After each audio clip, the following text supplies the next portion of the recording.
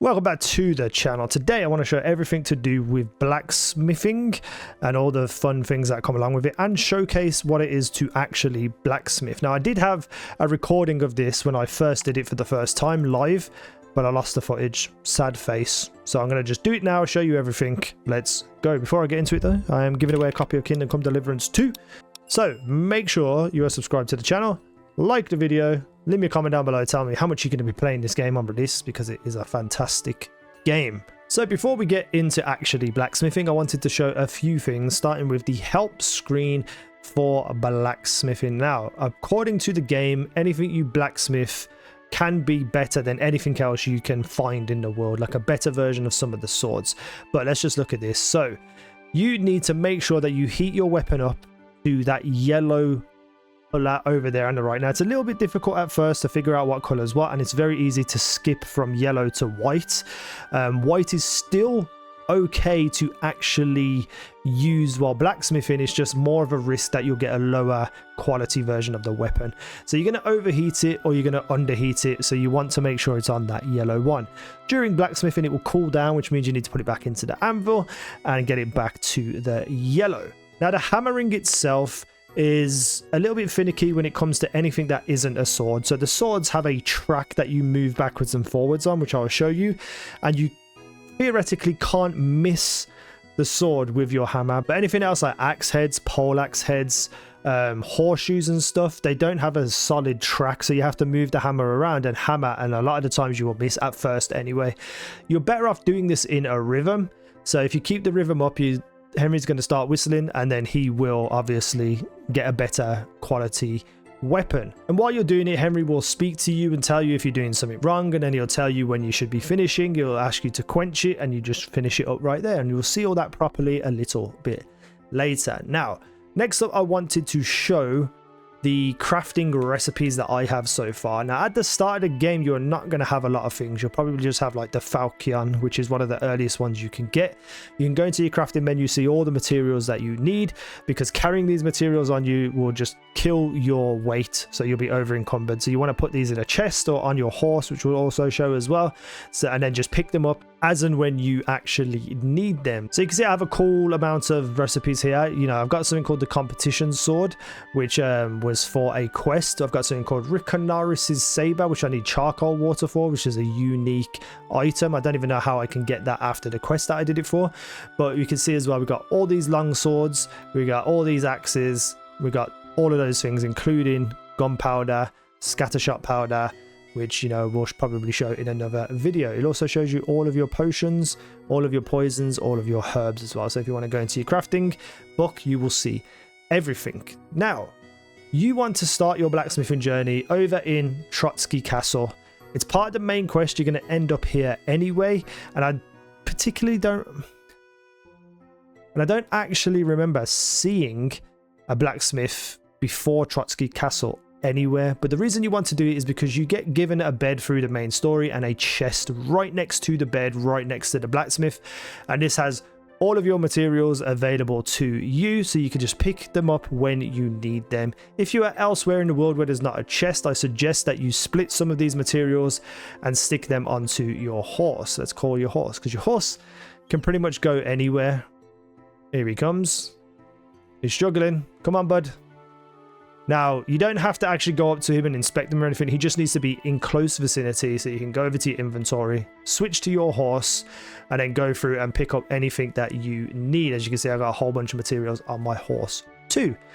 But let's look next at PERK. So craftsmanship, as you level it up, will give you more leeway with making mistakes. You know, it's built into the game, and also as well, it just becomes easier to have higher quality weapons and stuff that you are doing. And when you sharpen weapons, use repair kits and all of those kinds of things, you can add to your craftsmanship level too. So we're going to look at a few things here. So 7 league boots. If you wear boots repaired by yourself, sprinting will cost you 25% less stamina, so you can run for longer and go further. So there are things in this game that are like repair kits basically, which we won't get too much into, but if you use them on your boots, you know, you'll get craftsmanship bonus, and you'll just also be able to have better stamina and running. And at the start of the game, you're going to be doing a lot of running. We have hardened steel. The weapons you forge will have excellent properties and will therefore take damage 20% slower, so you have to repair your weapon less. Hardened steel is one of the first things I picked up, and it really helped me with leveling up swordsmanship and my strength and stuff, because I could battle more without having to keep repairing and stuff. It was just, you know, I could run around killing as many people as I wanted to. So definitely good for you to take. If you're in a bind and you don't have any repair kits, hopefully you'll take Keen Eye, which is if you get your gear repaired by a craftsman, you'll gain experience in craftsmanship. So the more you actually get repaired by a craftsman, the faster your craftsmanship will go up. And then there's just things like thorough maintenance, which is your gear will be damaged 10% slower. The second version of that is your gear will take 20% less damage, and I believe there's a third one as well, maybe not. But there are a lot of things here that you can go through and look at and take, you know, repairs by craftsmen will be 20% cheaper for you, etc, etc. But for the start of the game, I think hardened steel is all you really need to take. Now, where do you get recipes? Where do you get your materials? So if you go over to a blacksmith and talk to them, they usually have recipes on them. I have bought all these recipes in here, but usually they are under the books section, as you can see right here. Oh, he's got a new one, a knight sword. That's an update, that is. So anything with like a yellow star on it means you haven't learned it yet. I can get this off him for 604 gold, which I'm not going to do. I'm going to show you another way to get things. But he also sells materials as well. So if you're not into thievery and stealth and stealing and stuff, you just buy them from him here. However, as a little tip, most blacksmiths have a chest nearby that has all of their inventory on them. This blacksmith specifically is this little room here. Now, his lockpick for here and the chest inside are both hard, I believe, and very hard to get. However, you could just rob his keys out of his pocket when he doesn't see you. Now that he's decided to just chill over here, I'm going to rob his keys. I would take his money as well, but I don't need it. Right, I've now got his keys. So all I need to do now is wait till past midnight when everyone's gone to bed. Which is, you know, just what you should be doing anyway if you're going to be stealing off people and searching chests and, you know, houses and stuff. Always make sure it's at least 10 o'clock at night, because you can see now all the guards and everything are gone. I can just walk in here. I can just open this chest and get access to all of his materials, as well as all of his kits, all of his money. You know, his money updates every now and again. Toledo steel, very rare. I'm actually going to take that. And then, you know, I can pick up the recipe as well. So that's another way of getting all of this stuff that you might need. And this is great because if you take all the weapons and armors and everything, you can just go in here and drop it into your chest and then wait for the fact that they're stolen to depreciate off the item, and then you can use them, sell them, whatever. Now, before we get to actually crafting, I wanted to show one more perk, which I want to talk about very, very briefly on its own, and that is Martin's Secret. Now, when you forge a weapon, you'll either get a 1, a 2, or a 3, with 3 being the highest quality. It's usually represented by bronze, silver, and gold. So gold is 3, silver is 2, bronze is 1. The higher the quality, the better the weapon, the more damage it does. However, with a perk that you can unlock called Martin's Secret, there is a secret 4th tier called the Martin tier. The highest quality weapons of this quality cannot be obtained in any other way other than by forging them yourself, and their strength and effectiveness is unmatched. So these are the best versions of any weapon in the game, because you can steal a broadsword, a top broadsword off anyone you want in the game. However, if you forge a Martin version of that weapon, it's going to be better. Hey, I was going to use that, buddy, not you. So we've got all these swords, we've got all these long swords, you know, there's just so much stuff to choose from, but I have to choose a sword to show you the difference in how it tracks when you are hammering. Actually, it's probably best not for me to do that because I'm trying to teach. So let's just go and do the very basic competition sword. Right, we start it off here with the forge and making it yellow. At times I found this to be pretty difficult to see, so you have to really keep an eye on it. You can inspect the workpiece as well at any time, so if you want to just double check, you can. So we are going to hold the below button and start tempering the steel with some flames. Now, I usually just roll it through every now and again at the very start, just to kind of make it a little bit of an even burn, and then I do it in sections. So you can see that's just gone like orangey yellow, and now they're going pretty much the same. So that's a good yellow right there, but I'm just going to do it to white so you can see the difference between the yellow and the white. So you see, that's too much now. I've gone too far, but however, you can still actually hammer it. So when you're over here on the blacksmith, you get your hammer, correct? And then you can move the sword backwards and forwards like this. This is what I mean by it's on a track. You can't go left and right, so you physically cannot miss the sword at all. Now, all you need to do when you're blacksmithing, essentially, is move it a little bit every time you go and do the hammer. Because you have to hammer it evenly, but you want to do it consistently and in a rhythm. So when you're doing it in the rhythm, you just want to move it a slight bit. Now, usually for some reason, whenever I do the first one, it doesn't count. Okay. So we're just going to do this. The longer you hold the hammer for, the more kind of damage it will do, which means the easier and faster it will be to actually blacksmith. So now you can hear Henry whistling.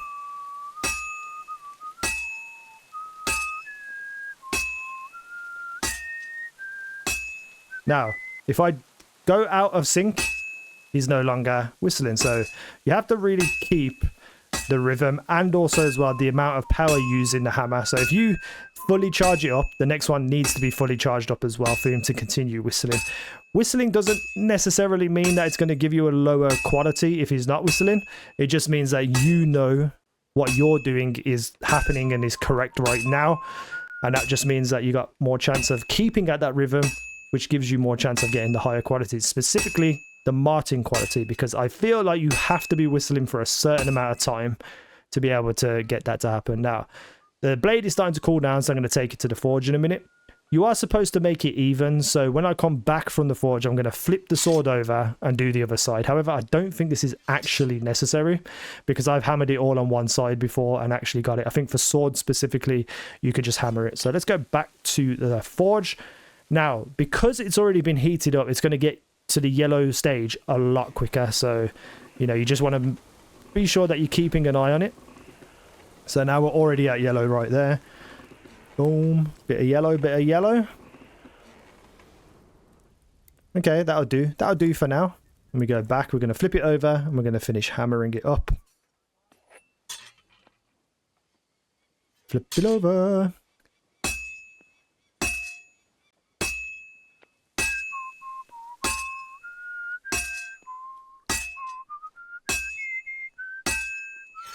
And now we're finished. So that was fairly straightforward and easy for a sword because obviously the sword is on a track. So you just need to move it a little bit and keep hammering. I believe I might have got the Martin's quality here. We'll see what happens. And then we're going to show you an axe and a horseshoe just to show you the difference in difficulty when it comes to hitting with the hammer. Stir it in there, Henry. Stir it in there. Finish it up, show it off, because you're an expert blacksmith. Oh, Martin quality. You can see there next to the quality, it's got like a funny symbol, because it has actually reached that level. Now, let's go back and do an axe. So, yeah, this is not as difficult as the horseshoe in my opinion, but it's still a little bit finicky. So let's just do this work axe. For instance, I'm getting all bonus towards my craftsmanship anyway, so I don't mind crafting something I don't need. So you only hammer and heat up the axe head, obviously, because it's like on a wooden handle. This actually burns a little bit differently because you can't move it around. So you have to kind of get the edge of it yellow, but also as well get the inside of it a little bit yellow too, because if I pick this up now, you can see it's going from orange to yellow. If I go too far, the outside's going to be white and the inside's going to be yellow, so you kind of have to just find a good range. I'm just going to go with that. The difference now is dramatic when you're trying to do axes. So we've got the hammer here and I can move it around anywhere I want. If I'm over here, I'm going to miss, obviously. I don't even hit it. So you kind of have to just really keep it very tight, move it very little amounts, and just keep going and hoping that you can keep up the rhythm, because if you miss in any way, shape or form, or you can't keep the rhythm because you're trying to make these little micro movements, it's going to be very hard to forge good quality stuff, at least until you're a higher level anyway on blacksmithing. But all of this will add towards blacksmithing, so you can see that you have to be very, very careful or you miss. You can't miss on a sword, even though I'm still whistling now because I'm doing it in rhythm. Okay, I'm going to finish this up and then we'll show you the horseshoe. Right, because I missed those few hits showing it off in the tutorial, I don't know whether I'll get the Martin quality, but we'll see. I still managed to get the Martin quality, which is pretty good. Now, let's look at horseshoes. Now, horseshoes don't have a quality rating, but... but it's the difficulty in hitting the goddamn things, which I'll show you right now, because it's not on a track and it's a lot smaller and thinner than anything you're hitting. So the hammer is actually wider, I believe, than the actual horseshoe. So it becomes very finicky trying to figure out exactly where you need to hit. Same with the axe head here. You don't need to move it around. You just got to make sure that it all goes yellow. This is a little bit easier to notice than the axe head. But, you know, it's just, you're about to see some fun stuff of me trying to hammer this horseshoe, because of the fact that you should be keeping up your rhythm to make it go quicker and more efficiently, and I think build more craftsmanship XP as well. These become very, very annoying to hit. So you can actually hit anywhere in the middle here. You need to be directly above one of these. So we're going to go here.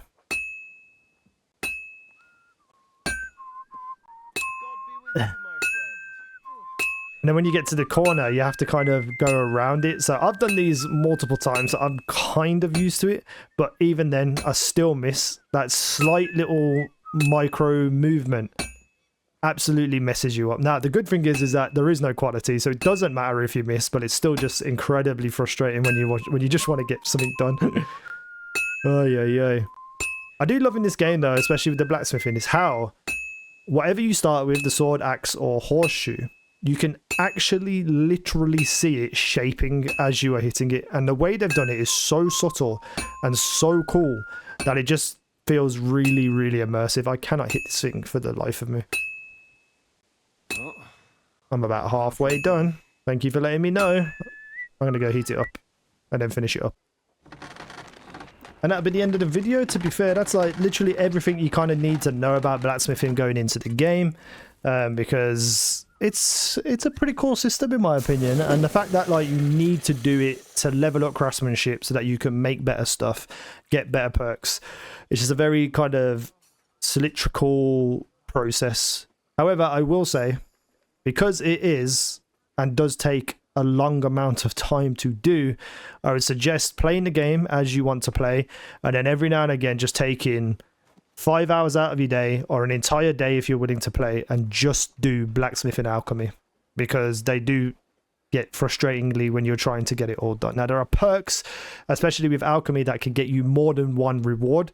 So you make a potion, you might get 2 or 3 as a reward. So, you know, there are things that make it a little bit easier as you get higher level. Now, I'm going to go sell this stuff to him because I don't need him, even though I think I just stole his groschen, so he doesn't have any. And if you want to, you know, if you're not stealing and stuff like that, obviously you can then sell the things that you buy. So here I could sell this for 72, and then was it the work axe I made? The work axe for 5. Now, he has no gold, so I'm just going to close the deal, get my reputation off him, you know, basically give it to him for free, because all I would have done was throw it on the floor anyway. And then you just go put all your materials back in your chest and go about your day. So I hope that helped. I hope that was a good look into blacksmithing. Let me know what you're thinking down below. Are you excited for the game? Thank you for watching. I've been easy now. You guys have been awesome. And alchemy is coming in a couple of days.